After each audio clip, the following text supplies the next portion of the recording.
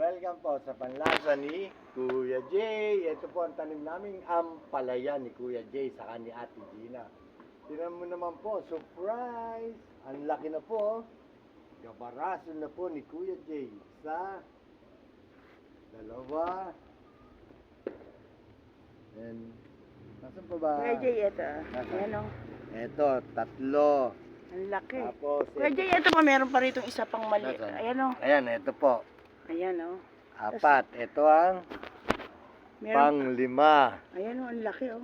Ang laki po niya, no? Kuya Jay, pakita mo nga yung pinakamalaki nating ampalaya. Ito po ang pinakamalaki. Ayan o, ang laki na po. Ang sarap niyan. Oo. Siyempre, yung talbos naman nito, kailangan natin napakadabi sa munggo. Di po ba? Siyempre, hindi rin mawawala yung pampasarap ni Kuya Jay, yung mga sili ni Kuya Jay. Ayan. Wala pa nga lang pong hinog. Siyempre, kailangan natin magtanim-tanim ng gulay para naman sa healthy ng ating katawan. Ayan, ang mahal po ng kilo ng ampalaya, kaya tuwan-tuwa po kami, nasabay siya sa kamahalan ng... Kamahalan ng kilo ng ampalaya. Oo. Siyempre, ito pa po ang umuusbong namin. At saka yung dahon po niya, ang lusog o. Ang tataba ng dahon. Kaya nga po, nakakatuwa po o.